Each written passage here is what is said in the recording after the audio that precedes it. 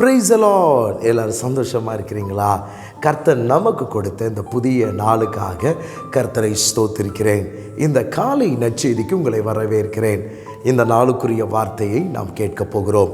லூக்கா புஸ்தகம் 12ஆம் அதிகாரம் 24வது வசனம்.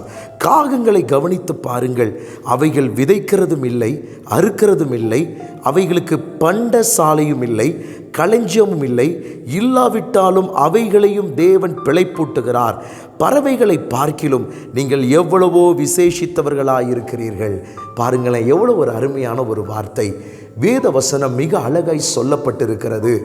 நாம் எதை குறித்தும் கவலைப்பட வேண்டாம்.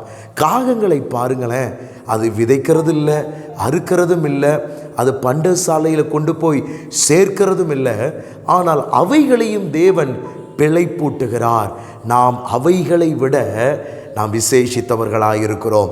இந்த நாளிலே இந்த வார்த்தையை கேட்கிற தேவ பிள்ளைகளே, நீங்கள் விசேஷித்தவர்கள். கர்த்தரை சொந்த ஜனமாக ஏற்றுக்கொண்டிருக்கிற நாம் எல்லோரும் கர்த்தருடைய பார்வையில் விசேஷித்தவர்கள். we are so special. நாம் எதை குறித்தும் சோர்ந்து போக வேண்டாம். பாருங்களேன், காகங்களை பார்க்கும் பொழுது எல்லா வேளையும் ஆண்டவர் போஷிக்கிறார். பறவைகளை ஆண்டவர் போஷிக்கிறார். அவைகள் எதையும் விதைக்கிறது இல்லை, அறுக்கிறது இல்லை. ஆனால் நாம் தான் அடிக்கடி சோர்ந்து போய் விடுகிறோம். நாளைய தினத்தை குறித்து கவலைப்படுறோம். இன்றைக்கு எனக்கு இது கிடைக்கலையே, நாளைக்கு இது நடக்குமா, என் வாழ்க்கையில் இந்த காரியம் எனக்கு கிடைக்குமா, என் வாழ்க்கையில் இந்த விஷயத்துக்காய் நான் ஜெபிக்கிறேனே, இவைகள் எனக்கு கிடைக்குமா என்று சொல்லி பல நேரத்தில் நாம் சோர்ந்து போய் விடுகிறோம். ஆனால் வசனம் சொல்லுகிறது, நாம் விசேஷித்தவர்கள். நம்மை அழைத்த தேவன் நம்மை கடைசி வரைக்கும் நடத்த வல்லவராயிருக்கிறார். வேத புஸ்தகத்தில் நான் வாசிக்கும் பொழுது மோசே சொல்லுகிறார், ஆண்டவரே, நீர் எங்களோடு வருவதினால் நாங்கள் விசேஷித்தவர்கள். நாங்கள் எதினால் விசேஷித்தவர்கள்?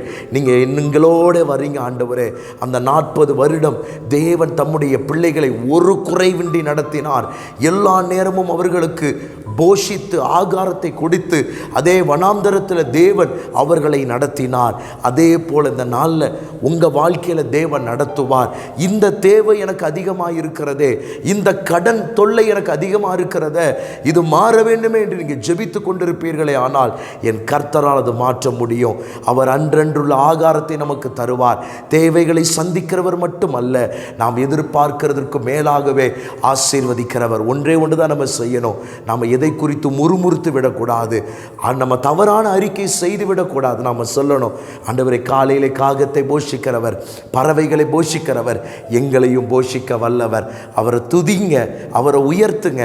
கர்த்தர் நிச்சயமாய் ஆசீர்வதிப்பார். உங்களுக்கு ஜெபிக்கிற பரிசுத்த பிதாவே, வார்த்தை கேட்ட ஒவ்வொருவரும் இந்த வார்த்தையின்படி ஆசீர்வதித்து நடத்தும். இயேசுவின் நாமத்தில் ஜெபிக்கிறோம் பிதாவே, ஆமென். God bless you.